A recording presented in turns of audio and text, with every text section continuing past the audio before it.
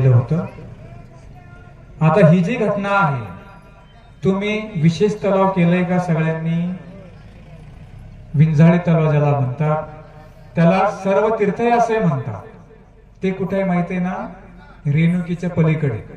काहींनी केलं की नाही? विशेष तलाव केला नाही? नाही केला ताई? जा करून या, माहूरला जाऊन या। लक्षामध्ये ग्रस्तांना माहूरला जाता येतं, पण गेल्यानंतर फक्त मुक्काम नाही करायचा। का नाही करावा? ते महास्थान आहे। जर तुम्ही तिकडे गेला सर्व तीर्थाकडे, तिकडे पाणी, वॉशरूम, बाथरूम काही करायचं नाही, कारण तिकडे नपालता आहे।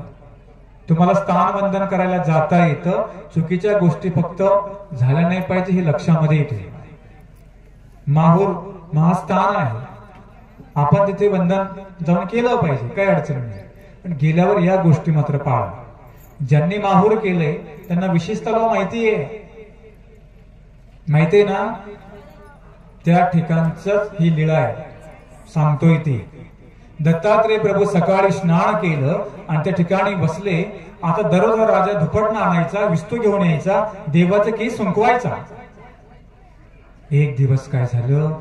धुपटणच गायब झालं। राजाला वाटलं 100 दिवस केलेली सेवा आता वायाला जाईल। मागचा पुढचा विचार न करता त्याने आपल्या हातामध्ये विस्तू घेतलाय, हातामध्ये धगधगीत अंगारू घेतला, वर कृष्णा गुरु धूप घालोनी, श्री दत्तात्रेय प्रभूंचे केश कळाप सुकवू लागला। आणि नंतर हातामध्ये विस्तू घेतला। तुम्ही आता बाया, तुम्हाला माहिती विस्तू कसा असतो, त्यातही ज्या आमच्या जुन्या माऊल्या आहेत त्यांना माहितीये विस्तू कसा असतो, कारण आता गॅस आलेत, विस्तूचा काही संपर्क येत नाही नवीन पोरींना, हो की नाही? पण तुम्हाला माहिती विस्तू कसा असतो। आणि मग ते विस्तू त्याने हातामध्ये घेतला, हातामध्ये घेऊन दत्तात्रेय प्रभूंच्या पाठीमागे आला। आल्याबरोबर दत्तात्रेय प्रभूंचे केस सुंकवू लागला, आणि संकोत असताना दत्तात्रेय प्रभूंना करपट वास आला। जो विस्तू होता चांबडीला लागला, नंतर तो मासापर्यंत पोहोचला, आणि त्या कातडीचा वास आलेला आहे। दत्तात्रेय प्रभूंनी पाठीमागे फिरून बघितलं आणि सांगितलं, अरे राजा, सांडी सांडी टाकून दे, टाकून दे म्हटले। तू काय करतोयस? त्याने सांगितलं, देवा, आज जर माझी सेवा झाली नसती, 100 दिवसाची सेवा माझी वायाला गेली असती। दत्तात्रेय प्रभूंनी त्या ठिकाणी त्याची परीक्षा पाहिलेली आहे। देव आपली कधी परीक्षा पाहतो की नाही? आणि त्या परीक्षेमध्ये आपण उतरावं लागतं, पण आपण परीक्षेमध्ये उतरत नाही। सेवा नको करायला, बाकी फुकट आलं पाहिजे सगळं, गाठी नकोच करायला। कोणी सांगितलं एवढा विधी करा, नाही बाबा तेवढं नाही होणार। हा, तुम्ही खेटा कितीही सांगा, मी कुठेही जाईल, पण गाठी होणार नाही। जीव कसा आहे? फुकटचं पाहणार आहे, त्रासच नको। तिकडे किती वेळ बसले होते, पण इकडे बसू वाटलं का अर्धा तास? त्रास नको, कष्ट नको। सोपं आहे का सगळ्या गोष्टी? कोणतंच सोपं नाहीये। म्हणून परमार्थात सुद्धा कष्ट पार करावे लागतात। राजाने कष्ट केले, सेवा व्हायला गेली असती। दत्तात्रेय प्रभूने सांगितलं, टाकून दे।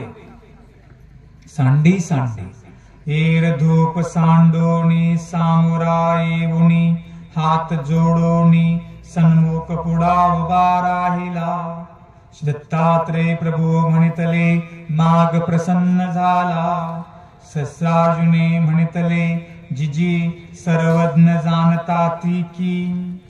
सर्वज्ञे म्हणितले, येथोनी जाणताई, ते तैसेची परी तू माग।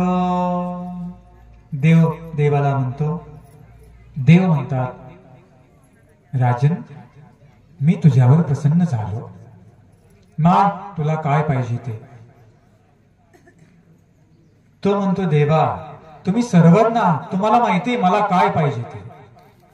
देव म्हणतात, मला माहिती काय पाहिजे ते, परंतु तू जरा तोंडाने माग। मी तर अंतर्ज्ञानी आहे, पण तू शब्दे म्हणणार नसतं मला हे पाहिजे म्हणून। देव त्याला शब्दाने म्हणायला होता, आणि काय म्हणतो, सहस्रार्जुने म्हणितले जिजी मज बाहो नाही तीजी.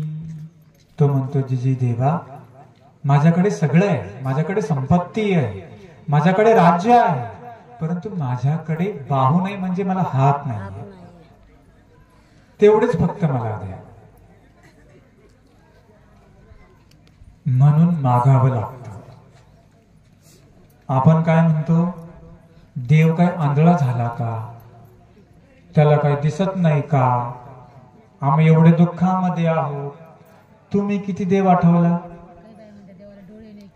हा, काय म्हणतो का, देवाला डोळे नाही का, देव काय भोकणा झाला का, आपली भाषा मराठवाड्यातली, हो की नाही.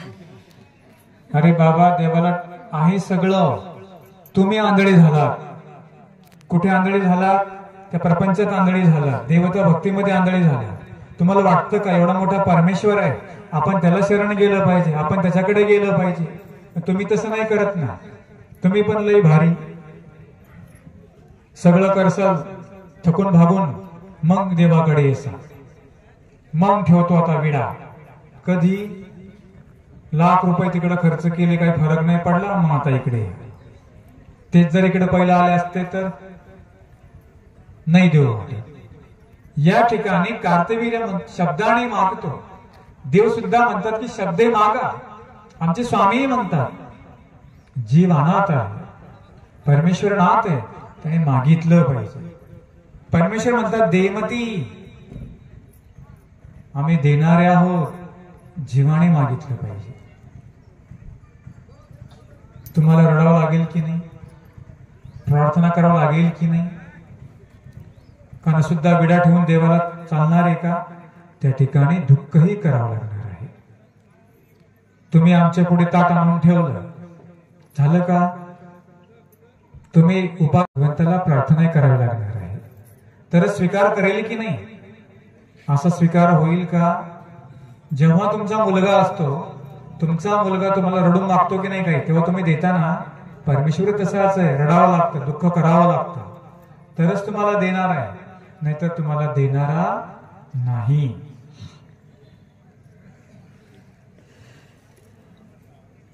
दत्तात्रेय प्रभू म्हणितले सहस्रभुजा तथा बाहो होती, सहस्रार्जुन नाव होईल. दत्तात्रेय प्रभू म्हणितले अनेक माग, जिजी तरी मज बळ नाही तर बळ द्यावे. दत्तात्रेय प्रभू म्हणितले म्हणजे हात मागतो. दत्तात्रेय प्रभू म्हणतात तुला 1000 भुजा प्राप्त होतील. काय होतील, 1000 भुजा प्राप्त होतील. म्हणजे तुला 1000 हत्तीचं बळ तुला प्राप्त होणार आहे, 1000 हत्तींची ताकद तुझ्यामध्ये येणार आहे. देव म्हणतात अजून माग. तो म्हणतो जिची मला बळ नाहीये. आतुर बळया होशील. आतुर बळया होशील म्हणजे तुला या पृथ्वी जलावर तुला कुणीही पराभूत करू शकणार नाही. देव म्हणतात अजून माग. वलंकित पृथ्वीचा राज्या पावसीमा, चक्रवर्ती पद पावसी. पुनरपि दत्तात्रेय प्रभू म्हणितले अनेक माग, जिजी संपूर्ण आयुष्य होवावे. देव म्हणतात चिरंजीवी होसी. तो मागत राहिला, दत्तात्रेय प्रभू त्याला देत राहिले, पण फुकट दिलं का. काय केली मग आधी, काय केलं, का जाऊन झोपला तिथं. हा, तुम्ही काय करणार, करणार का, हुशार आहे मग तुम्ही. हा ठीक आहे. पुन्हा नाही नाही, रोड संपल्यावर घरी पळायचं, म्हणजे घर आहेच की. घरचा देव, देवाचं कधी व्हायचं. बरोबर, ठीक आहे. ते सेवा करतात, सेवा झाली पाहिजे. थोडी आपण नाही वर्षाकाठी जाऊ शकलो, तर आपण सेवा ठिकाणी केली पाहिजे. त्यांना बोलू द्या. तुम्ही कोण त्यांना ढकललं त्या बाईला पाठीमागून? बोलला त्या बाईला, बोलत राहा. बोलले की तुमच्या झोपा जाते. गोविंद बाबाला म्हटलं तर माझी तर कथा ठेवा, दत्त कथा करतो. लोकांना वाजलं की जरा अंगामध्ये येते, वाजावं लागतं, हो की नाही? हा, आता युगच तसे ना, गंधर्व युग झाले सगळे. बरोबर आहे, सेवा या ठिकाणी करावी लागते. पुढा म्हणितले आतुर बळया होसील जाणो. किती सेवा केली छोटी, दिलं किती मोठ. तुम 1 रुपया दो तो 10 लाख देगा. तुम्ही पहिला 1 रुपया द्या, नंतर तुम्हाला तो 10 लाख रुपये देणारच आहे. पण 1 रुपया दिल्यानंतर सुटतो का तो? नाही सुटत. फक्त हे पिकू दे, ते चांगलं बघू दे, ते पाणी येऊ दे, ते वेळेमध्ये पिकलं पाहिजे. वेळेत तुम्ही काय करता? फक्त देवाला टायमिंग देता. देवा वेळेमध्ये पाऊस पडला पाहिजे, वेळेमध्ये सगळं पिकलं पाहिजे असं म्हटले का? देवाने वेळेत पिकवलं. 1 पोतं मी स्वतःच्या इच्छेने नेऊन देते. तुम्ही तरी देता का मागितल्याशिवाय? देतच नाही मागितल्याशिवाय. दिलं की देवाने, असं वाटलं कोणाला? नाही, त्या देवाने मनोरथ पूर्ण केला. 1 पोतं पहिलं नेऊन टाकू, किंवा त्या बाबाच्या त्याने विडा ठेवला, आपलं काम झालं. 1 पोतं नेऊन टाकू असं वाटतं का? काहींना वाटतं. काहींना मात्र त्या ठिकाणी मागावं लागतं. साधूंचा धर्म आहे, मागणं आमचं काम आहे, देणं तुमचं काम आहे. आमच्या शास्त्रामध्ये सांगितलं, साधके करावे ज्ञानदान, वासनिके करावे अन्नदान. बरोबर आहे की नाही? तुम्ही जर दानच नाही केलं, अधिकार पुढे घडेल का? म्हणून भिक्षाविधी पुढे आपण ते पाहणार आहोत. भिक्षा का बरं मागायची? चरित्र झालं दत्तात्रय प्रभूंचं चरित्र, की त्याचा मनोरथ पूर्ण केला, सर्व इच्छा पूर्ण केल्या, साष्टांगी चरणी लागला. पण दत्तात्रय प्रभूंनी सांगितलं, तुला सगळं देतो, पण मी 3 अटी तुला देतो. कारण देवाला माहिती होतं, संपत्ती आली की माणसाला माज निर्माण होतो, प्रॉपर्टी आली की गर्व निर्माण होतो, पैसा आला की घमेंड निर्माण होते, भाषाच बदलते आपली. आधी नम्र भाषा होती, पैसा आला, सत्ता आली की भाषा बदलली, उन्मत्त झालो. देवाला माहिती होतं की हा असाच प्रकारे उन्मत्त होणार आहे.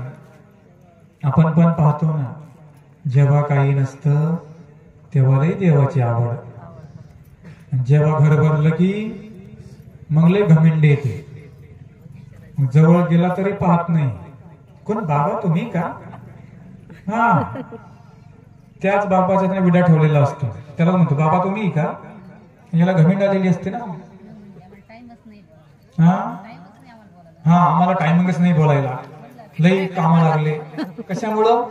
संपत्ती आली. स्वामी का द्रव्य अस्तित्वे माचवी. आपण पाहिलं आचारामध्ये, द्रव्य अस्तित्व जरी असलं तरी माणसाला माज निर्माण होतो. देवाला माहिती होतं याला दिलंय सगळं. तपांती राज्य, राज्यांती नरक. तपाने राज्य प्राप्त होतं आणि राज्याने नरक प्राप्त होत असतात.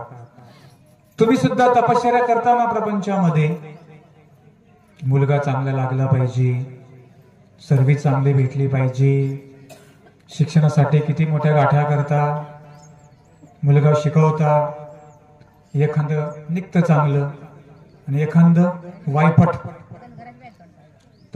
शिकलंय ना, शिकवलं तुम्ही, कुणासाठी केलं? त्याच्यासाठी केलं.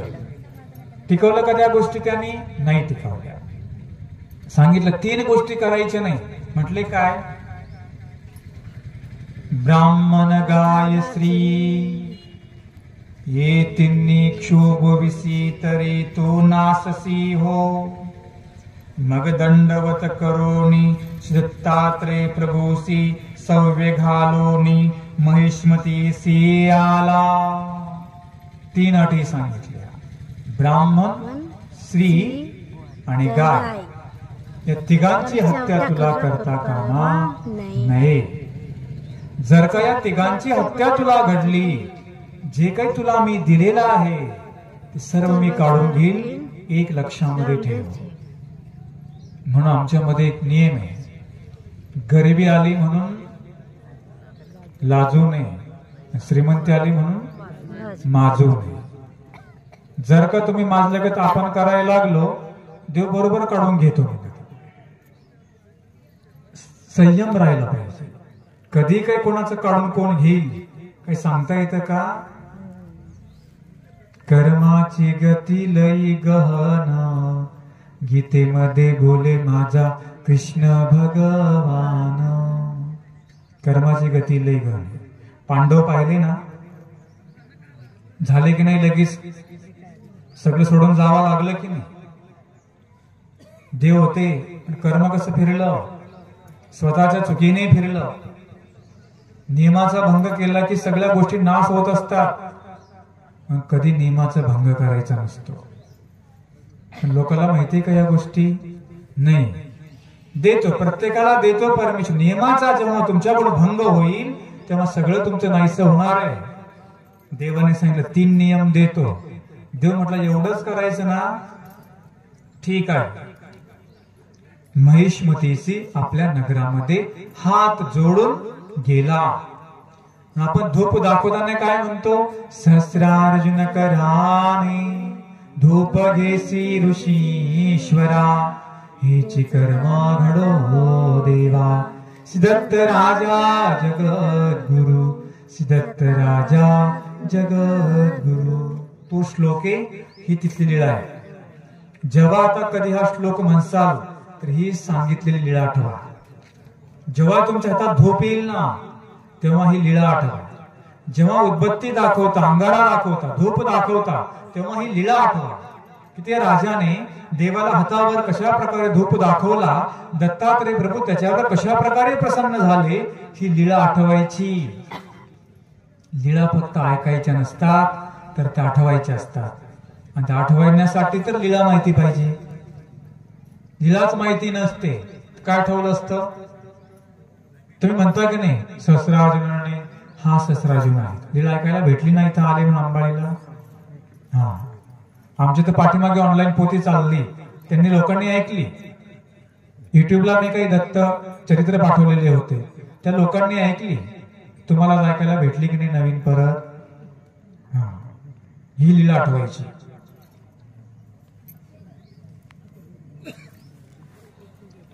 सर्वज्ञ दत्तात्रय प्रभू प्रसन्न होते तर त्याने काय मागितलं? सर्वज्ञ म्हणितले बाई, या जीवाचा स्वतसिद्ध धर्माची ऐसा, महादाईसे पुसले कैसा. सर्वज्ञ म्हणितले बाई, जीव दृष्टार्थी. स्वामी सांगतात बाई, या जीवाचा स्वभावच असा आहे. कसा आहे? दृष्टार्थी. जीव कसा मागतो? सगळं दुष्टपर मागतो. यथा कणाशीचा ब्राह्मण. माहिती की लीळा कणाशीची? सांगा, माहिती सांगा, सांगा, सांगा. काय केलं त्यांनी?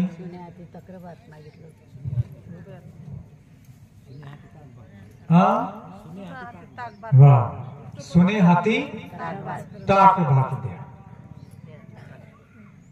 कणाशीचा ब्राह्मण.